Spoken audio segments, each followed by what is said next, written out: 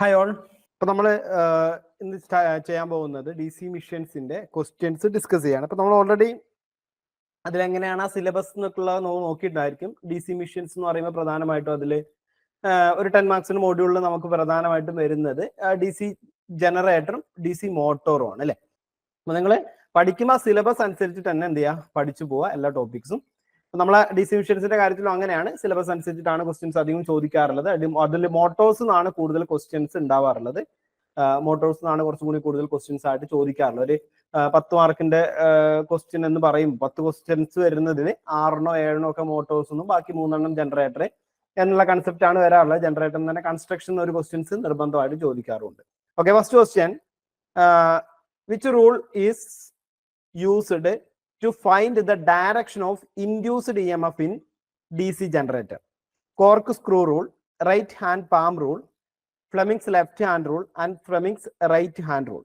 Okay, എന്താണ് which rule is used to find the direction of induced EMF in DC generator? അല്ലെ, corkscrew rule, right hand palm rule, Fleming's left hand rule, Fleming's right hand rule. അപ്പൊ ഇതൊക്കെയാണ് നമ്മളോട് പറഞ്ഞിട്ടുള്ളത്. അപ്പൊ ഇതിലേതായിരിക്കും നമ്മളെ answer ആയിട്ട് വരുന്നുണ്ടായിരിക്കും. ഏത് റൂളാണ് നമ്മൾ ഇൻഡ്യൂസ്ഡ് EMFന് വേണ്ടിയിട്ട്, ഒരു DC ജനറേറ്ററിന്റെ ഇൻഡ്യൂസ്ഡ് EMF പറയാൻ വേണ്ടിയിട്ട് നമ്മൾ ഏത് റൂളായിരിക്കും ഉപയോഗിക്കുന്നുണ്ടാവുക? കോർക്സ്ക്രൂ റൂൾ ഉണ്ട്, റൈറ്റ് ഹാൻഡ് പാം റൂൾ ഉണ്ട്, ലെഫ്റ്റ് ഹാൻഡ് റൂൾ ഉണ്ട്, റൈറ്റ് ഹാൻഡ് റൂൾ ഉണ്ട് അല്ലെ. അപ്പൊ നമ്മളിവിടെ പറയുന്ന സമയത്ത് നമ്മൾ നോക്കുമ്പോൾ നമുക്ക് തന്നിട്ടുള്ള റൂൾ എന്ന് പറയുന്നത് സ്ക്രൂ റൂള്. അപ്പൊ സ്ക്രൂ റൂൾ എന്ന് പറഞ്ഞാൽ നമ്മൾ അപ്ലിക്കേഷൻ എന്തിനാണ് അത് യൂസ് ചെയ്യുന്നത് ചോദിച്ചു കഴിഞ്ഞാൽ നമ്മൾ മാഗ്നറ്റിക് ഫീൽഡിന്റെ ഡയറക്ഷൻ പറയാൻ വേണ്ടിയിട്ടാണ് നമ്മൾ എന്ത് ചെയ്യുക, സ്ക്രൂ റൂൾ ഉപയോഗിക്കുന്നുണ്ടാവും. അവർ സോളിനോട് ഇലക്ട്രിസിറ്റി കടത്തി വിടുന്ന സമയത്ത് ആ ഇലക്ട്രിക് കറന്റിന്റെ ഡയറക്ഷനും മാഗ്നറ്റിക് ഫീൽഡിന്റെ ഡയറക്ഷനും പറയാൻ വേണ്ടിയിട്ടാണ് നമ്മൾ സ്ക്രൂ റൂൾ യൂസ് ചെയ്യുന്നത്. പിന്നീട് ഫ്ലെമിങ്സ് ലെഫ്റ്റ് ഹാൻഡ് റൂളും റൈറ്റ് ഹാൻഡ് റൂളും ആണ്. റൈറ്റ് ഹാൻഡ് പാം റൂളും അവിടെ നിന്നിട്ട് നാളെ രണ്ടും നമുക്ക് ആവശ്യമുള്ളതല്ല. പിന്നീട് നമ്മളെ ഈ ലെഫ്റ്റ് ഹാൻഡ് റൂളും റൈറ്റ് ഹാൻഡ് റൂളും നമുക്ക് വളരെ ഇമ്പോർട്ടന്റ് ആയിട്ട് വരുന്നതാണ്. രണ്ടും നമുക്ക് ക്വസ്റ്റ്യൻ ചോദിക്കാറുണ്ട്. ഇപ്പൊ നമ്മളെ ഈ ഒരു ഇതിൽ തന്നെ ആണെന്നുണ്ടെങ്കിൽ തേർഡ് മോഡ്യൂൾ നമ്മളെ മാഗ്നറ്റിസം എന്ന് പറയുന്ന മോഡ്യൂളിലും ഇതുമായിട്ട് ബന്ധപ്പെട്ടുള്ള ക്വസ്റ്റ്യൻസ് ഒരുപാട് ചോദിക്കാറുണ്ട്. അപ്പോൾ ഇവിടെ നമുക്ക് Fleming's left hand rule and Fleming's right hand rule ഉണ്ട് അല്ലെ, 2 റൂൾ ഉണ്ട്. അപ്പൊ ഇതില് 2 റൂളും നമ്മളെ ഒരുപോലെയാണ് വരുന്നത്. ഇപ്പൊ ചിത്രത്തിൽ കാണുന്ന പോലെ ത്രസ്റ്റ് മോഷൻ, അത് ത്രസ്റ്റ് ഓർ മോഷൻ, അതുപോലെ തന്നെ എന്ത് ചെയ്യാം, നമ്മൾ മാഗ്നറ്റിക് ഫീൽഡ്, കറണ്ട്, ഇങ്ങനെയാണ് നമുക്ക് എന്ത് ചെയ്യാതെ പ്രധാനമായിട്ടും ഉണ്ടാവുക. ആ ഒരു കാര്യങ്ങൾ തന്നെയാണ് 2 റൂള് പറയുമ്പോഴും. രണ്ടിലും എന്ത് ചെയ്യാണ്, നമ്മളെ 2 കൈ വെച്ച് കഴിഞ്ഞാലും, അതായത് ലെഫ്റ്റ് ഹാൻഡ് വെച്ചാലും റൈറ്റ് ഹാൻഡ് വെച്ചാലും നമുക്ക് കാണുമ്പോൾ 3 വിരൽ എടുക്കുന്നത് ഇതുപോലെ ആയിരിക്കും. അതായത് നമ്മളെ തമ്പ്, മിഡിൽ ഫിംഗർ, 4 ഫിംഗർ എടുത്തിട്ടാണ് നമ്മൾ എന്ത് പറയുന്നുണ്ടായിരിക്കുക. അപ്പോൾ ഇപ്പോൾ നമ്മൾ കൊടുത്തിട്ടുള്ളത് റൈറ്റ് ഹാൻഡ് റൂൾ ആണ്. റൈറ്റ് ഹാൻഡ് റൂൾ പ്രകാരം തമ്പ് എന്ന് പറയുന്നത് ത്രസ്റ്റ് ഓർ മോഷൻ പറയും, മാഗ്നറ്റിക് ഫീൽഡിനെ പറയും, അതുപോലെ തന്നെ നമ്മൾ 4 ഫിംഗർ എന്ന് പറയുന്നത് മാഗ്നറ്റിക് ഫീൽഡിനെയും ആൻഡ് മിഡിൽ ഫിംഗർ എന്ന് പറയുന്നത് കറന്റിനുമാണ് പറയുന്നുണ്ടാവും അല്ലെ. മിഡിൽ ഫിംഗർ എന്ന് പറയുന്നത് കറന്റിനുമാണ് നമ്മൾ പറയുന്നുണ്ടാവും. പിന്നെ ഇവിടെ നമ്മൾ നോക്കുമ്പോൾ നമുക്ക് ജനറേറ്ററിന്റെ, അതായത് ജനറേറ്റർ എന്ന് പറയുമ്പോൾ ഇൻഡ്യൂസ് ചെയ്യുന്ന EMF ആണ് പറയേണ്ടത് അല്ലെ. ഇൻഡ്യൂസ് ചെയ്യുന്ന EMF അല്ലെങ്കിൽ കറന്റിനെ പറയാൻ വേണ്ടി നമ്മൾ യൂസ് ചെയ്യുന്ന റൂൾ എന്ന് പറയുന്നത് ഫ്ലെമിങ്സ് റൈറ്റ് ഹാൻഡ് റൂൾ ആണ് കേട്ടോ. ഫ്ലെമിങ്സ് റൈറ്റ് ഹാൻഡ് റൂൾ ആണ്. അപ്പൊ എന്തിനാണ് ലെഫ്റ്റ് ഹാൻഡ് റൂൾ യൂസ് ചെയ്യുന്നത് ചോദിച്ചു കഴിഞ്ഞാൽ, ലെഫ്റ്റ് ഹാൻഡ് റൂൾ നമുക്ക് എന്തിനാണ്, മോട്ടോറിൽ ആ മോട്ടോർ റൊട്ടേറ്റ് ചെയ്യുന്ന ഡയറക്ഷൻ പറയാൻ വേണ്ടിയിട്ടാണ് അല്ലെ. അപ്പൊ ഇവിടെ നമുക്ക് റൈറ്റ് ഹാൻഡ് റൂൾ ആകുമ്പോൾ തമ്പ് എന്ന് പറയുന്നത് നമ്മൾ എന്ത് ചെയ്യാണ്, ആ ജനറേറ്റർ റൊട്ടേറ്റ് ചെയ്യുന്ന ഡയറക്ഷനും ആൻഡ് മാഗ്നറ്റിക് ഫീൽഡിന്റെ ഡയറക്ഷനുമാണ് പറയുന്നത്. അപ്പൊ ആ ഒരു റൊട്ടേറ്റ് ചെയ്യുന്ന ഡയറക്ഷനും മാഗ്നറ്റിക് ഫീൽഡിന്റെ ഡയറക്ഷനും അനുസരിച്ചിട്ട് നമ്മളെ കറന്റിന്റെ ഡയറക്ഷൻ എങ്ങനെ വരുന്നു എന്നുള്ളതാണ് എന്ത് ചെയ്യുന്നത്, റൈറ്റ് ഹാൻഡ് റൂൾ പ്രകാരം പറയുന്നത്. എന്നാൽ ലെഫ്റ്റ് ഹാൻഡ് റൂൾ പ്രകാരം എന്താ പറയുന്നത്, നമ്മൾ അവിടെ കൊടുക്കുന്ന കറന്റും അവിടെ പ്രൊഡ്യൂസ് ചെയ്യുന്ന മാഗ്നറ്റിക് ഫീൽഡും, അവിടെ എങ്ങനെയാണ്, ഏത് ഡയറക്ഷനാണോ കറന്റ് കൊടുക്കുന്നത് അവിടെ പ്രൊഡ്യൂസ് ചെയ്യുന്ന മാഗ്നറ്റിക് ഫീൽഡിന്റെ ഡയറക്ഷൻ എന്താണോ ആ രണ്ടും വെച്ചിട്ട് നമുക്ക് എന്ത് ചെയ്യാണ്, അവിടെ ഉണ്ടാവുന്ന നമ്മളെ ആ ഒരു മോട്ടോറിന് ഉണ്ടാവുന്ന അല്ലെങ്കിൽ അവിടെ ഉണ്ടാവുന്ന ഒരു ഫോഴ്സ്, ആ ഫോഴ്സിന്റെ ഡയറക്ഷൻ എന്താണെന്നാണ് പറയുന്നുണ്ടായിരിക്കും. അപ്പൊ അതാണ് ഫ്ലെമിങ്സ് ലെഫ്റ്റ് ഹാൻഡ് റൂൾ പ്രകാരം പറയുന്നുണ്ടാവും അല്ലെ. അപ്പൊ ഫ്ലെമിങ്സ് ലെഫ്റ്റ് ഹാൻഡ് റൂൾ എന്ന് പറയുന്നത് നമ്മൾ മോട്ടോർ റൂൾ എന്നാണ് അറിയപ്പെടുന്നത്, അത് മോട്ടോറിന് വേണ്ടിയിട്ടും. ഫ്ലെമിങ്സ് റൈറ്റ് ഹാൻഡ് റൂൾ എന്ന് പറയുന്നത് ജനറേറ്ററിന് വേണ്ടിയിട്ടാണ് യൂസ് ചെയ്യുന്നത്. അപ്പൊ ഇതൊന്ന് ഓർത്ത് വെക്കേണ്ടതാണ്. രണ്ടും നമ്മളോട് ക്വസ്റ്റ്യൻ ചോദിക്കാം, എന്താണ് ലെഫ്റ്റ് ഹാൻഡ് റൂൾ, എന്താണ് റൈറ്റ് ഹാൻഡ് റൂൾ എന്നുള്ളത്. Okay, next question, what is the formula for dynamically induced EMF? BLV volts, BLV sine theta volts, BLV sine theta volt, BL sine theta volt ആണ് option B. And option C എന്ന് പറയുന്നത് BLV sine theta volt and option D എന്ന് പറയുന്നത് BLV cos theta volts. അപ്പൊ dynamically induced EMF അല്ലെ, നമ്മൾ സാധാരണ ഒരു ജനറേറ്റർ എടുത്ത് നോക്കുകയാണെങ്കിൽ ജനറേറ്ററിൽ ഉണ്ടാവുന്ന ഇൻഡ്യൂസ്ഡ് EMF എന്ന് പറയുന്നത് ഡൈനാമിക്കലി ഇൻഡ്യൂസ്ഡ് EMF ആണ്. ട്രാൻസ്ഫോമർ ഒക്കെ ആണെന്നുണ്ടെങ്കിൽ നമുക്ക് അതൊരു സ്റ്റാറ്റിക്കലി ഇൻഡ്യൂസ്ഡ് EMF ആണെന്ന് പറയാം. അപ്പൊ ഡൈനാമിക്കലി ഇൻഡ്യൂസ്ഡ് EMFന്റെ ഇക്വേഷൻ എന്താണ് എന്നുള്ളതാണ് നമ്മളെ ക്വസ്റ്റ്യൻ. Equation എന്താണെന്നുള്ളതാണ് question. അപ്പൊ ഡൈനാമിക്കലി ഇൻഡ്യൂസ്ഡ് EMF ആകുമ്പോൾ അവിടെ നമ്മൾ റൊട്ടേറ്റ് ചെയ്യുന്നത് അല്ലെ, നമ്മൾ കണ്ടക്ടർ റൊട്ടേറ്റ് ചെയ്ത് മാഗ്നറ്റിക് ഫീൽഡിനെ കട്ട് ചെയ്ത് ഇലക്ട്രിസിറ്റി ഇൻഡ്യൂസ് ചെയ്യുന്നതാണ് ശരിക്കും ഡൈനാമിക്കലി ഇൻഡ്യൂസ്ഡ് EMF എന്ന് പറയുന്നത്. അവിടെ ഒരു മൂവ്മെന്റ് ഉണ്ടാവും. ആ ഒരു മൂവ്മെന്റ് കാരണമാണ് എന്ത് ചെയ്യുക, ഇലക്ട്രിസിറ്റി പ്രൊഡ്യൂസ് ചെയ്യുന്നുണ്ടായിരിക്കും. ഒരു മൂവ്മെന്റ്, ആ ഒരു മൂവ്മെന്റ് കാരണമാണെങ്കിൽ ഇലക്ട്രിസിറ്റി പ്രൊഡ്യൂസ് ചെയ്യുന്നുണ്ടായിരിക്കും. അപ്പൊ അതിന് വേണ്ടി നമ്മൾ ഉപയോഗിക്കുന്നത്, നമ്മൾ ജനറേറ്ററിലൊക്കെ പ്രൊഡ്യൂസ് ചെയ്യുന്ന ഇലക്ട്രിസിറ്റി അല്ലെങ്കിൽ ഡൈനാമിക്കലി ഇൻഡ്യൂസ് ചെയ്യുന്ന ഇലക്ട്രിസിറ്റിയുടെ ഇക്വേഷൻ ആയിട്ട് നമ്മൾ പറയുന്നത് BLV sin θ വോൾട്ട് എന്നാണ് കേട്ടോ. BLV sin θ വോൾട്ട് എന്നാണ്. പിന്നെ നമ്മൾ ഡിസ്കസ് ചെയ്യുന്ന ക്വസ്റ്റ്യൻസ് എല്ലാം പ്രീവിയസ് ക്വസ്റ്റ്യൻസ് ആണ്. പ്രീവിയസ് ക്വസ്റ്റ്യൻ എന്ന് പറയുമ്പോൾ ഞാൻ പറഞ്ഞു ഒരു 5-6 ക്വസ്റ്റ്യൻ പേപ്പറോളം നമുക്ക് എന്ത് ചെയ്യണം ഇതിന് അവൈലബിൾ ആണ്. അപ്പൊ അതിലുള്ള ക്വസ്റ്റ്യൻസ് ആണ് നമ്മൾ ഒട്ടുമിക്ക ക്വസ്റ്റ്യൻസും ഡിസ്കസ് ചെയ്യുന്നത്. ഇനി അല്ലാതെ വരുന്നതെല്ലാം നമ്മൾ നിമി പാറ്റേൺസിലുള്ള ക്വസ്റ്റ്യൻസ് കൂടി ഉൾപ്പെടുത്തിയിട്ടാണ് നമ്മൾ ഇന്നത്തെ ഒരു ക്ലാസ് പ്രിപ്പയർ ചെയ്തിട്ടുള്ളത് കേട്ടോ. അപ്പോൾ പഴയ ക്വസ്റ്റ്യൻസ് ഇല്ല, കൂടുതലും നമ്മൾ എന്ത് ചെയ്യണം ഈ ഒരു 2020 ശേഷം നമ്മളോട് ചോദിച്ച ക്വസ്റ്റ്യൻസ് ആണ് നമ്മൾ എന്ത് ചെയ്യുന്നത് കൂടുതലായിട്ടും ഡിസ്കസ് ചെയ്യുന്നത്. ഓക്കെ, അപ്പൊ DC ജനറേറ്ററിൽ ഡൈനാമിക്കലി ഇൻഡ്യൂസ്ഡ് EMF ആണ്. E = BLV sin θ ആണ് ഉണ്ടാവുക. And E = induced EMF and B = flux density in magnetic field in Tesla. Flux density of magnetic field in Tesla. And L = length of conductor in meters and B = velocity of conductor in meter per second. Okay. Next question. In DC machine, the yoke is made of cast steel, soft iron, silicon steel, none of the above. In DC machine, the yoke is made of cast steel, soft iron, silicon steel, none of the above. അപ്പൊ ഏതായിരിക്കും നമ്മളെ yoke നിർമ്മിക്കാൻ വേണ്ടി നമ്മൾ ഉപയോഗിക്കുന്ന material എന്ന് പറയുന്നത്? Yoke നിർമ്മിക്കാൻ വേണ്ടി നമ്മൾ ഉപയോഗിക്കുന്ന മെറ്റീരിയൽ ഏതായിരിക്കും? ഈ മെറ്റീരിയലിന്റെ കൺസെപ്റ്റ് നോക്കുകയാണെന്നുണ്ടെങ്കിൽ നമുക്ക് വളരെ ഇമ്പോർട്ടന്റ് ആണ്. എല്ലാ മെറ്റീരിയൽസും നമ്മൾ എന്ത് ചെയ്യണം, കറക്റ്റ് ആയിട്ട് തന്നെ പഠിച്ചു വെക്കണം. ഏതൊക്കെ മെറ്റീരിയൽസ് ആണ് നമ്മൾ യൂസ് ചെയ്യുന്നുണ്ടായിരിക്കാം എന്നുള്ളത്, ഏതൊക്കെ എന്തിനൊക്കെ നമ്മൾ യൂസ് ചെയ്യുന്നു എന്നുള്ളത് കറക്റ്റ് ആയിട്ട് തന്നെ നമ്മൾ എന്ത് ചെയ്യണം, നോക്കി വെക്കണം. അപ്പൊ ഈ യോക്ക് നിർമ്മിക്കാൻ വേണ്ടി നമ്മൾ ഉപയോഗിക്കുന്ന മെറ്റീരിയൽ കാസ്റ്റ് സ്റ്റീൽ ഉണ്ട്, സോഫ്റ്റ് അയൺ ഉണ്ട്, സിലിക്കൺ സ്റ്റീൽ ഉണ്ട്, and none of the above അല്ലെ. അപ്പൊ നമുക്ക് ആൻസർ അറിയാം ഏതാണ്. യോക്ക് നിർമ്മിക്കാൻ വേണ്ടിയിട്ട് നമ്മൾ ഒന്നെങ്കിൽ കാസ്റ്റ് അയണോ അല്ലെങ്കിൽ കാസ്റ്റ് സ്റ്റീലോ ഒക്കെയാണ് ഉപയോഗിക്കുന്നത്. അതായത് ആ ഒരു മോട്ടർ ഏതാണോ അല്ലെങ്കിൽ ആ മെഷീൻ ഏതാണോ, DC മെഷീൻസിന്റെ കപ്പാസിറ്റി എങ്ങനെയാണ് പറയുന്നത് അതിനനുസരിച്ചിട്ടായിരിക്കും നമ്മൾ കാസ്റ്റ് സ്റ്റീൽ ആണോ കാസ്റ്റ് അയൺ ആണോ അവിടെ യൂസ് ചെയ്യുന്നതെന്ന് പറയുന്നുണ്ടാവും അല്ലെ. അപ്പൊ കാസ്റ്റ് സ്റ്റീൽ ആണ് എന്ത് ചെയ്യുന്നത്, ഒരു DC മെഷീന്റെ യോക്ക് നിർമ്മിക്കാൻ വേണ്ടിയിട്ട് നമ്മൾ യൂസ് ചെയ്യുന്നത്. പിന്നെ സിലിക്കൺ സ്റ്റീൽ ആണുള്ളത്. സിലിക്കൺ സ്റ്റീൽ നമ്മൾ എന്തിനാ യൂസ് ചെയ്യുന്നത് നമുക്കറിയാം അല്ലെ. സിലിക്കൺ സ്റ്റീൽ എന്തിനാ യൂസ് ചെയ്യുന്നത്?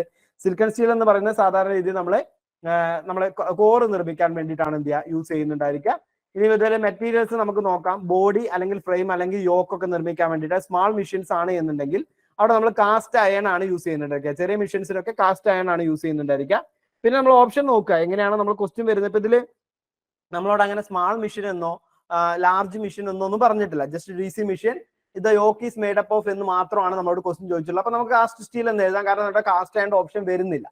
ഇനി അങ്ങനെയല്ല, കാസ്റ്റ് അയൺ ഓപ്ഷൻ വരുന്ന എല്ലാ ക്വസ്റ്റ്യൻ പേപ്പർ ഉണ്ട് എന്നുണ്ടെങ്കിൽ, അവിടെ രണ്ടും കൂടെ വരുന്നുണ്ട് എന്നുണ്ടെങ്കിൽ നമുക്ക് കൂടുതലായിട്ടും കാസ്റ്റ് അയൺ ആണ് ആൻസർ ആയിട്ട് എഴുതേണ്ടി വരും കേട്ടോ. സ്മാൾ മീഡിയം എന്നൊന്നും പറഞ്ഞിട്ടില്ല, സ്മാൾ ലാർജ് എന്നൊന്നും പറയുന്നില്ല എന്നുണ്ടെങ്കിൽ കാസ്റ്റ് അയൺ എന്ത് ചെയ്താൽ മതി, ആൻസർ എഴുതിയാൽ മതി. അങ്ങനെ നമ്മളോട് ക്വസ്റ്റ്യൻ ചോദിക്കില്ല, ചോദിക്കുകയാണെങ്കിൽ നമ്മൾ എന്ത് ചെയ്യും, എടുത്ത് തന്നെ ചോദിക്കും.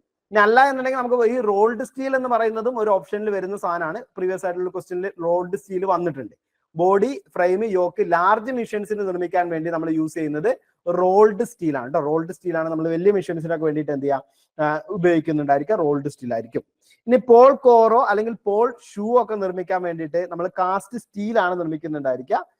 പോൾ കോർ അല്ലെങ്കിൽ പോൾ ഷൂ ഒക്കെ ഉപയോഗിക്കാൻ വേണ്ടിയിട്ട് കാസ്റ്റ് സ്റ്റീൽ നിർമ്മിക്കാം.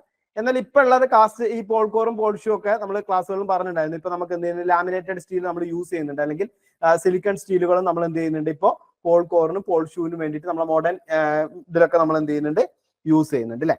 ആർമേച്ചർ കോർ ആകുമ്പോൾ ലാമിനേറ്റഡ് സ്റ്റീൽ അല്ലെങ്കിൽ സിലിക്കൺ സ്റ്റീൽ എന്നൊക്കെ പറയാം കേട്ടോ. ആർമേച്ചർ കോർ നിർമ്മിക്കാൻ വേണ്ടി ലാമിനേറ്റഡ് സ്റ്റീൽ അല്ലെങ്കിൽ സിലിക്കൺ സ്റ്റീൽ ആയിരിക്കും. കമ്മ്യൂട്ടേറ്റർ ആണെങ്കിൽ ഹാർഡ് ഓൺ കോപ്പർ ആണ് നമ്മൾ യൂസ് ചെയ്യുന്നത്. കമ്മ്യൂട്ടേറ്ററിന് വേണ്ടി കോപ്പർ ആണ് യൂസ് ചെയ്യുന്നുണ്ടായിരിക്കുക. ബ്രഷ് ആണ് എന്നുണ്ടെങ്കിൽ സ്മാൾ മെഷീൻസിന് കാർബൺ അല്ലെങ്കിൽ കോപ്പർ നമുക്ക് യൂസ് ചെയ്യാം. അതിൽ കൂടുതലായിട്ടും കാർബൺ ആണ് യൂസ് ചെയ്യുന്നത്. ഈ സ്പാർക്കിംഗ് കാര്യങ്ങളൊക്കെ കുറയ്ക്കാൻ വേണ്ടിയിട്ട്, സ്പാർക്കിംഗ് ആയിട്ട് ഒരു സെൽഫ് ലൂബ്രിക്കന്റ് ആയിട്ടൊക്കെ പ്രവർത്തിക്കുന്നതുകൊണ്ട് തന്നെ കൂടുതലായിട്ട് നമ്മൾ യൂസ് ചെയ്യുന്നുണ്ടായിരിക്കുക കാർബൺ ആണ് യൂസ് ചെയ്യുന്നുണ്ടായിരിക്കുക. പിന്നീട് എന്താണ്, ലാർജ് മെഷീൻസ് ആണെന്നുണ്ടെങ്കിൽ ഇലക്ട്രോഗ്രാഫൈറ്റ് ആണ് യൂസ് ചെയ്യുന്നത് കേട്ടോ. ലാർജ് മെഷീൻസ് ആണെന്നുണ്ടെങ്കിൽ ഇലക്ട്രോഗ്രാഫൈറ്റ് ആണ് എന്ത് ചെയ്യുക, ലാർജ് മെഷീൻസിൽ ബ്രഷ് ആയിട്ട് യൂസ് ചെയ്യുന്നുണ്ടാവുക. അപ്പൊ ഇതെല്ലാം നമ്മൾ ആ ഒരു പാർട്സ് ആണ് കേട്ടോ. ഓരോന്നിന്റെ പാർട്സിന്റെ മെറ്റീരിയൽസ് ആണ് പറയുന്നത്. ഇനിയുണ്ട് നമ്മളെ വൈൻഡിങ്ങിന്റെ മെറ്റീരിയൽ ഏതാണ്, കോപ്പർ ആയിരിക്കും അല്ലെ. വൈൻഡിങ് കോപ്പർ ആയിരിക്കും. വൈൻഡിങ് മെറ്റീരിയൽ എന്ന് പറയുമ്പോൾ വൈൻഡിങ് നമുക്ക് പറയാം ഇൻസുലേറ്റഡ് കോപ്പർ ആണ് നമ്മൾ യൂസ് ചെയ്യുന്നുണ്ടായിരിക്കാം. വാർണിഷ് ഇൻസുലേറ്റഡ് കോപ്പർ ആയിരിക്കും. അപ്പൊ അതിന് ഉപയോഗിക്കുന്ന ഇൻസുലേഷൻ ഏതാണെന്ന് ചോദിച്ചു കഴിഞ്ഞാൽ വാർണിഷ് ആണെന്ന് പറയാം. അതുപോലെ കമ്മ്യൂട്ടേറ്ററിന്റെ സെഗ്മെന്റുകളിൽ നമുക്ക് ഇൻസുലേഷൻ വരുന്നുണ്ട് അല്ലെ, കമ്മ്യൂട്ടേറ്ററിന്റെ സെഗ്മെന്റുകൾ. ആ കമ്മ്യൂട്ടേറ്ററിന്റെ സെഗ്മെന്റുകളിൽ വരുന്ന ഇൻസുലേഷൻ എന്ന് പറയുന്നതും ഏതാണ്, നമ്മൾ മൈക്കാണ് യൂസ് ചെയ്യുന്നത്. പിന്നെ വെഡ്ജ് വരുന്നുണ്ട്. വെഡ്ജിന്റെ മെറ്റീരിയൽ എന്ന് പറയുന്നത് മൈക്കാണ് നമ്മൾ യൂസ് ചെയ്യുന്നുണ്ടായിരിക്കും. നമ്മളെ വൈൻഡിങ്ങുകളിലൊക്കെ നമ്മൾ വെഡ്ജസ് കൊടുക്കുന്നുണ്ടായിരിക്കും. ആ വെഡ്ജസിന്റെ മെറ്റീരിയൽ എന്ന് പറയുന്നതാണ് മൈക്കാണ് യൂസ് ചെയ്യുന്നുണ്ടാവും കേട്ടോ. മെറ്റീരിയൽസ് ഇമ്പോർട്ടന്റ് ആയിട്ട് തന്നെ എന്ത് ചെയ്യാം, പഠിച്ചു വെക്കുക. ഓരോരോ മെറ്റീരിയൽസ് നമ്മൾ എവിടെയാണ് എന്തിനൊക്കെ വേണ്ടിയിട്ടാണ് അത് യൂസ് ചെയ്യുന്നത്, ഏതൊക്കെ പാർട്സ് എങ്ങനെയാണ് നിർമ്മിക്കുന്നത് എന്നുള്ള കാര്യങ്ങളൊക്കെ പഠിച്ചു വെക്കുക. കാരണം കൺസ്ട്രക്ഷൻ നമുക്ക് എല്ലാ ക്വസ്റ്റ്യൻ പേപ്പറിലും ഒരു ക്വസ്റ്റ്യൻസ് വന്ന് കാണാറുണ്ട്. കൺസ്ട്രക്ഷനുമായിട്ട് ബേസ് ചെയ്തിട്ട് എല്ലാ ക്വസ്റ്റ്യൻ പേപ്പറിലും ഒരു ക്വസ്റ്റ്യൻസ് വന്ന് കാണാറുണ്ട്. അതുകൊണ്ട് എന്ത് ചെയ്യുക, മെറ്റീരിയൽസ് കറക്റ്റ് ആയിട്ട് തന്നെ പഠിക്കാം. ഇനി അടുത്ത question, the armature of a DC machine is laminated in order to reduce copper loss, eddy current loss, hysteresis loss and frictional loss അല്ലെ.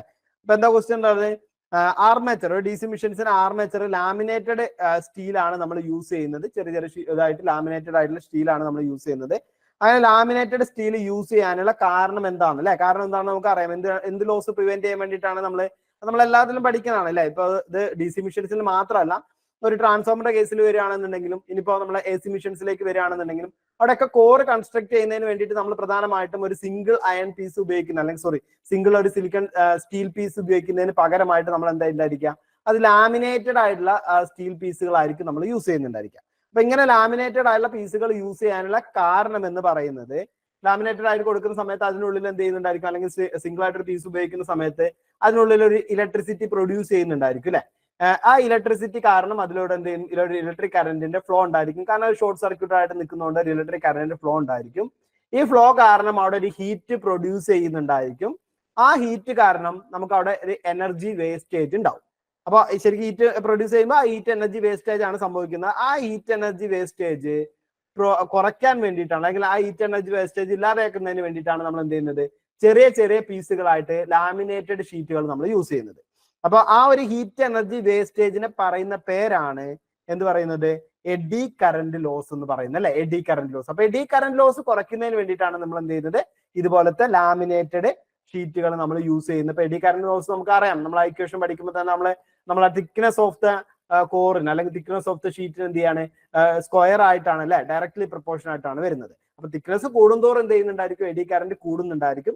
അപ്പൊ എഡി കറന്റ് കുറയ്ക്കണം എന്നുണ്ടെങ്കിൽ എന്ത് ചെയ്യണം, തിക്നെസ് കുറയ്ക്കണം. അപ്പൊ അതിന് വേണ്ടി നമ്മൾ എന്ത് ചെയ്യുന്നു, ലാമിനേറ്റഡ് ആയിട്ടുള്ള ഷീറ്റുകൾ നമ്മൾ അവിടെ യൂസ് ചെയ്യുന്നു. ഇങ്ങനെ ലാമിനേറ്റഡ് ആയിട്ടുള്ള അതിന്റെ ഇടയിൽ ഈ ഇൻസുലേഷൻ കൊടുത്തിട്ടില്ല, ഇൻസുലേറ്റഡ് ലാമിനേറ്റഡ് ആണ് അല്ലെ. അതിന് കൊടുക്കാനുള്ള കാരണമൊക്കെ എന്താണ്, ഒരു സിംഗിൾ പീസ് ഉപയോഗിക്കാതിരിക്കുന്നതിന് വേണ്ടിയിട്ടാണ്.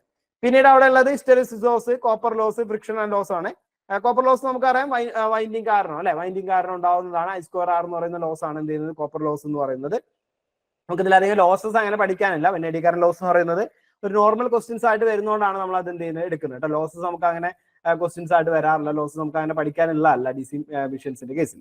പിന്നെ ഹിസ്റ്റെറിസിസ് ലോസ് ആണ്. ഹിസ്റ്റെറിസിസ് ലോസ് എന്ന് പറയുമ്പോൾ നമ്മൾ അതിനെ മെറ്റീരിയൽ ആണ് നോക്കേണ്ടത് അല്ലെ. ഹിസ്റ്റെറിസിസ് ലോസ് നമുക്ക് മെറ്റീരിയൽ ആണ് നോക്കേണ്ടത്. ആ മെറ്റീരിയലിനെ ഡിപ്പെൻഡ് ചെയ്തിട്ടായിരിക്കും എന്ത് ചെയ്യുന്നുണ്ടായിരിക്കാം, ഹിസ്റ്റെറിസിസ് ലോസ് വരുന്നുണ്ടാവുക. അപ്പൊ അവിടെ നമ്മൾ മെറ്റീരിയൽ മാറുന്നതിനനുസരിച്ച് എന്ത് ചെയ്യും, ഹിസ്റ്റെറിസിസ് ലോസിൽ മാറ്റം സംഭവിക്കാം. അപ്പൊ ഹിസ്റ്റെറിസിസ് ലോസ് എന്ന് പറയുന്നത് അതിന് വേണ്ടിയിട്ടാണ് നമ്മൾ സിലിക്കൺ സ്റ്റീൽ എന്ത് ചെയ്യുന്നത്, അവിടെ യൂസ് ചെയ്യുന്നത്. പിന്നെ ഫ്രിക്ഷണൽ ലോസ് ആണുള്ളത്. ഫ്രിക്ഷൻ ലോസ് എന്ന് പറയുമ്പോൾ എന്താണ്, റൊട്ടേറ്റ് ചെയ്യുന്ന സാധനമാണ്. റൊട്ടേറ്റ് ചെയ്യുന്നതുകൊണ്ടാണ് എന്ത് ചെയ്യുന്നത്, അവിടെ ഒരു ഫ്രിക്ഷണൽ ലോസ് ഉണ്ടാവും അല്ലെ. ഫ്രിക്ഷണൽ ആൻഡ് വിൻറ്റേജ് ലോസ് എന്ന് പറയുന്നത് ആ ഷാഫ്റ്റിലൂടെ എന്ത് ചെയ്യുന്നത്, നമ്മൾ കൊടുക്കുന്ന വസ്തുവിന് ആ ഒരു റൊട്ടേഷൻ കൊണ്ട് ഉണ്ടാവുന്ന ലോസ് ആണ് എന്ത് ചെയ്യുന്നത്, ഫ്രിക്ഷണൽ ലോസ് എന്ന് പറയുന്നത്. അപ്പൊ ഇതിന്റെ ആൻസർ ഏതാ വരുന്നത്, eddy current loss. The armature of a DC machine is laminated in order to reduce eddy current loss. Eddy current loss reduce ചെയ്യാൻ വേണ്ടിയിട്ടാണ് ലാമിനേറ്റഡ് ഷീറ്റുകൾ നമ്മൾ യൂസ് ചെയ്യുന്നത്.